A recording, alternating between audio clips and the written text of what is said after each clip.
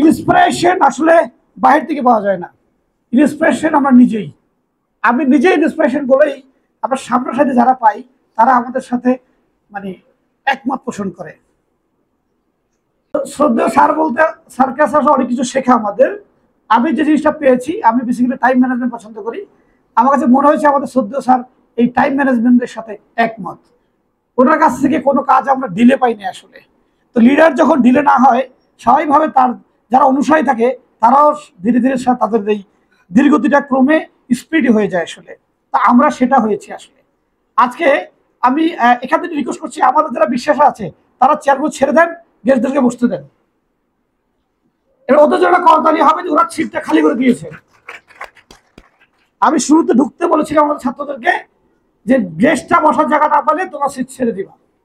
একজন যুবকের প্রথম উইন্স হওয়া দরকার, এটা স্যাক্রিফাইস, অন্যের জন্য ছাড় দেওয়ার মনোভাব থাকা আসলে। যেহেতু কাফনের পকেট নাই, আছে কিনা কাফনের পকেট? কাপড়ের পকেট আছে? কবরস্থান দুই একটা ডয়ের আছে ওখানে রাখার জন্য? নাই। সো এই পৃথিবী থেকে নেওয়ার কিছু নেই, নিয়ে আপনি যেতে পারবেন না আসলে। তার থেকে গেল কি কর্মটা, যেটুকু আমরা করব, অর্জন করব, সমাজকে বিলিয়ে দিব, আলটিমেটলি দিন শেষে আমাদের একটুকুই থাকবে।